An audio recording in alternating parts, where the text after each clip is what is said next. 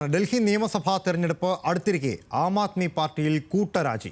7 ആം ആദ്മി MLA-മാരാണ് രാജിവെച്ചിരിക്കുന്നത്. നിയമസഭാ തെരഞ്ഞെടുപ്പിൽ സീറ്റ് കിട്ടാത്തതിൽ പ്രതിഷേധിച്ചാണ് രാജിയെന്നാണ് നിലവിലെ സൂചന. വാർത്തയുടെ വിശദാംശങ്ങളുമായി രേഷ്മ ശാന്ത അശോകനാണ് നാഷണൽ ഡെസ്കിൽ നിന്നും ചേരുന്നത്.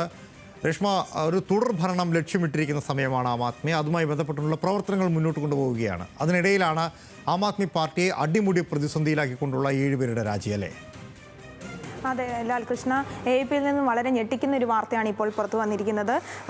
ഡൽഹി നിയമസഭാ തെരഞ്ഞെടുപ്പിന് 5 ദിവസങ്ങൾ മാത്രം ശേഷിക്കവേ AAP-യിൽ ഇപ്പോൾ കൂട്ടരാജി സംഭവിച്ചിരിക്കുകയാണ്. AAP-യിൽ ആം ആദ്മിയിൽ നിന്ന് 7 MLA-മാരാണ് നിലവിൽ രാജിവെച്ചിരിക്കുന്നത്. മെഹ്റൗളിയിൽ നിന്നുള്ള നരേഷ് യാദവ്, ത്രിലോക്പുരിയിൽ നിന്നുള്ള രോഹിത് കുമാർ, ജനക്പുരിൽ നിന്നുള്ള MLA ആയ രാജേഷ് ഋഷി, കസ്തൂർബ നഗറിൽ നിന്നുള്ള MLA ആയ മദൻലാൽ, ബിജാസനിൽ നിന്നുള്ള ഭൂപീന്ദർ സിംഗ് ജൂൺ, ആദർശ് നഗറിൽ നിന്നുള്ള MLA-മാരായ പവൻ ശർമ്മ, ഭാവന ഗൗഡ് എന്നിവരാണ് നിലവിൽ രാജിവെച്ചിരിക്കുന്നത്. ഡൽഹി നിയമസഭാ തെരഞ്ഞെടുപ്പിന് ഏതാനും ദിവസങ്ങൾ മാത്രം ശേഷിക്കവെയാണ് ഇവരുടെ രാജി എന്നത് വളരെ ഞെട്ടിക്കുന്നതാണ്. തെരഞ്ഞെടുപ്പിൽ നിലവിലെ നിയമസഭാ തെരഞ്ഞെടുപ്പിൽ മത്സരിക്കാൻ സീറ്റ് ലഭിക്കാത്തതാണ് ഇത്തരമൊരു കൂട്ടരാജിക്ക് പിന്നിലുണ്ടായ കാരണമെന്നാണ് നമുക്ക് മനസ്സിലാക്കാൻ സാധിക്കുന്നത്. ഫെബ്രുവരി 5-ന് നരേഷ് യാദവ് നേരത്തെ തന്നെ മെഹ്റൗളിയിലെ സ്ഥാനാർത്ഥിയായിരുന്നു. ഡിസംബറിൽ ഖുറാൻ അവഹേളന കേസിൽ പഞ്ചാബ് കോടതി അദ്ദേഹത്തെ 2 വർഷം ശിക്ഷ വിധിക്കുകയും ചെയ്തിരുന്നു. എന്നിട്ടും AAP അദ്ദേഹത്തിന് മത്സരിക്കാൻ സ്ഥാനാർത്ഥിയായിട്ട് സീറ്റ് നൽകിയിരുന്നു.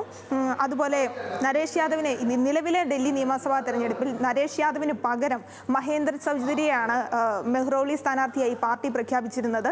ഇത് നരേഷ് യാദവിന് കടുത്ത അതൃപ്തി ഉണ്ടാക്കിയെന്നാണ് നമുക്ക് മനസ്സിലാക്കാൻ സാധിക്കുന്നത്. ഈ ഒരു അതൃപ്തി സൂചനയാണ് അദ്ദേഹത്തിൻ്റെ നിലവിലെ രാജിയിലൂടെ നമുക്ക് മനസ്സിലാക്കാൻ സാധിക്കുന്നത്. അതുപോലെ AAP തങ്ങളുടെ സ്ഥാപക തത്വമായ അഴിമതി, സത്യസന്ധമായ രാഷ്ട്രീയം അല്ലെങ്കിൽ അഴിമതിക്കെതിരായി പ്രവർത്തിക്കും എന്നത് ഉപേക്ഷിച്ചു എന്നതാണ് നരേഷ് യാദവ് തൻ്റെ രാജിക്കത്തിലൂടെ പറയുന്നത്. അഴിമതി കുറയ്ക്കുമെന്ന പ്രതിജ്ഞ പാലിക്കുന്നതിന് പകരം പാർട്ടി അഴിമതിയുടെ ചതുപ്പ് നിലത്തിൽ കുടുങ്ങിയിരിക്കുന്നു എന്നാണ് അദ്ദേഹം തൻ്റെ രാജിക്കത്തിലൂടെ ആരോപിക്കുന്നത്. ഡൽഹിയിൽ മുൻ മുഖ്യമന്ത്രി അരവിന്ദ് കെജ്രിവാളും ഉപമുഖ്യമന്ത്രി മനീഷ് സിസോദിയ എന്നിവർക്കെതിരെ അടക്കമുള്ള കേസുകളും ഡൽഹി മദ്യനയ കേസുകളും എല്ലാം അദ്ദേഹം തൻ്റെ രാജിക്കത്തിലൂടെ പരാമർശിക്കുന്നുണ്ട്. അതുപോലെ ത്രിലോക്പുരി MLA ആയ രോഹിത് കുമാർ മൗറേലിയ രാജിക്കത്തിൽ വ്യക്തമാക്കിയത് പാർട്ടി അഴിമതിയിൽ മുങ്ങിയെന്നാണ്.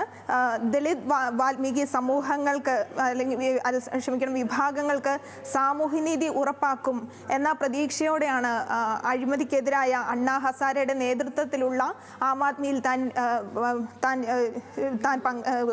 കൂട്ടാളിയായത്. എന്നാൽ ഈ ഒരു തത്വം പാലിക്കുന്നതിൽ നിന്ന് AAP പൂർണ്ണമായി പരാജയപ്പെട്ടുവെന്നാണ് അദ്ദേഹം വ്യക്തമാക്കുന്നത്. എന്തായാലും 2 ദിവസം മുമ്പാണ് AAP-യുടെ 5-ാമത്തെ സ്ഥാനാർത്ഥി പട്ടിക പുറത്തു വന്നത്. ഇപ്പോൾ രാജിവെച്ചവരുടെ സീറ്റിൽ മറ്റുള്ളവർക്ക് അവസരം നൽകിയതോടെയാണ് നിലവിലെ AAP-യിലെ MLA-മാരെല്ലാം രാജിവെച്ചിരിക്കുന്നത്. ഈ ഒരു പ്രകോപനമാണ് രാജിക്ക് പിന്നിലെന്ന് നമുക്ക് മനസ്സിലാക്കാൻ സാധിക്കും. ഏതായാലും തിരഞ്ഞെടുപ്പിന് 5 ദിവസങ്ങൾ മാത്രം ശേഷിക്കെയുള്ള ഈ രാജി AAP-യെ എങ്ങനെ ബാധിക്കും എന്ന് നമുക്ക് നോക്കി കാണേണ്ടിയിരിക്കുന്നു. ലാൽ, തീർച്ചയായിട്ടും തിരഞ്ഞെടുപ്പ് നടക്കാൻ ദിവസങ്ങൾ മാത്രം ബാക്കി നിൽക്കെ AAP-യിലുണ്ടായ ഈ കൂട്ടരാജി ഏത് രീതിയിൽ പാർട്ടിയെ ബാധിക്കും എന്നത് കണ്ടെത്തേണ്ടിയിരിക്കുന്നു. എന്നിരുന്നാൽ പോലും പാർട്ടിക്കെതിരെ ഗുരുതരമായ ആരോപണങ്ങൾ ഉന്നയിച്ചുകൊണ്ടാണ് പാർട്ടി MLA-മാരടക്കമുള്ളവർ രാജിവെച്ചിരിക്കുന്നത്.